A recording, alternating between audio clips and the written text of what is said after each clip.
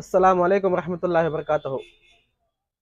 भाई बहुत से बातों के सवाल में जवाब में नबी नहीं भी तो फरमाया मुझे मालूम नहीं, मुझे इल्म नहीं। अगर आपको पहले पता होता ग़ज़वा उहद में 70 शहीद हो जाएंगे तो आप इस तरह से लड़ते? आपका तो ये ख्याल था कि भाई इस तरह हमें फायदा होगा, लेकिन शहीद हो गए तो फिर अल्लाह ने तसल्लियां दी। इब्राहिम अलैहिस्सलाम को पता होता कि बच्चा ज़बह करूंगा तो नहीं होगा ज़बह, इल्म गैब होता तो फिर कोई कुर्बानी रहती?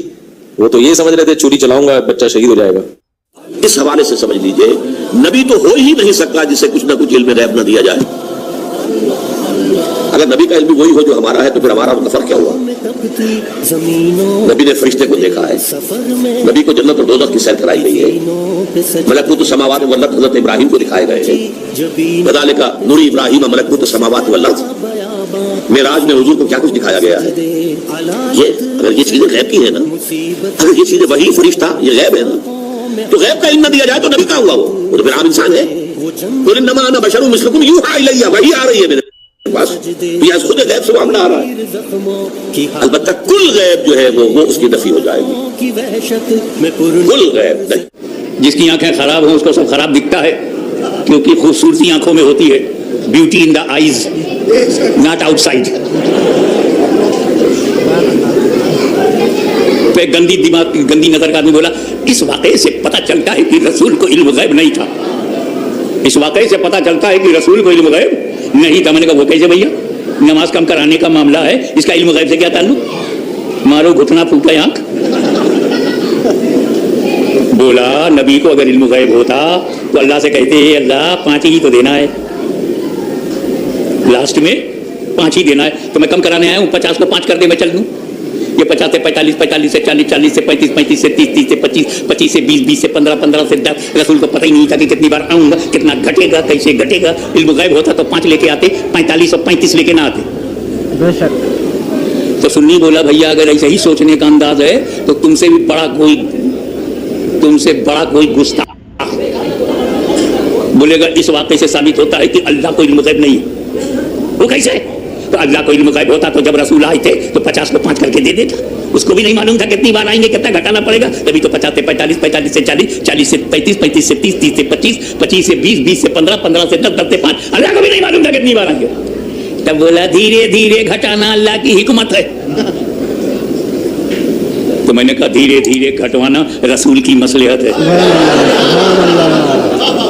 हम सुन्नी मुसलमान अल्लाह के बंदे हैं, अल्लाह की हिकमत भी बताएंगे और रसूल की अच्छे उम्मती हैं, रसूल की मसलहत भी बताएंगे।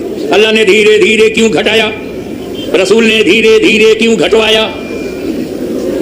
आखिर बालिग मुसलमान जिंदा होगा तब पढ़ेगा, मुर्दों पे नमाज है।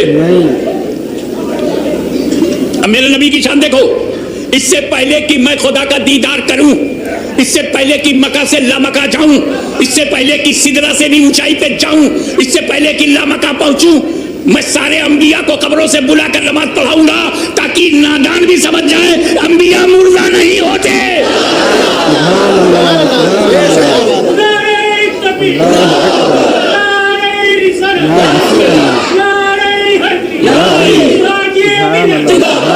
अंबिया मुर्दा नहीं होते इसलिए नमाज पढ़ने आए।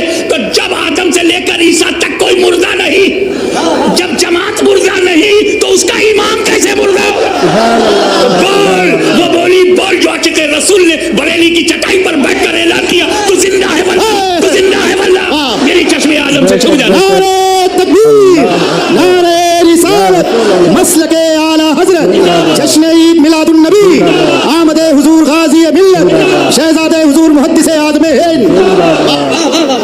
एक बात बहुत प्रैक्टिकल बोल दूं, व्यवहारिक बात यह है कि हम नमाज पढ़ते हैं जब हमको नमाज मिलती है तब।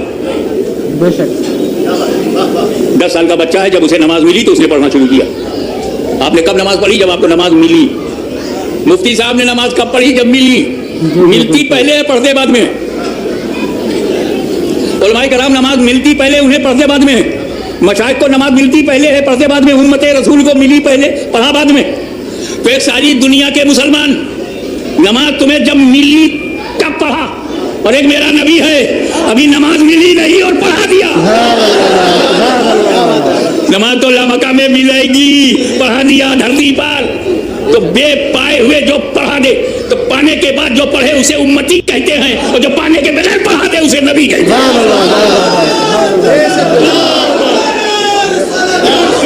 और मिली भी तो कैसी मिली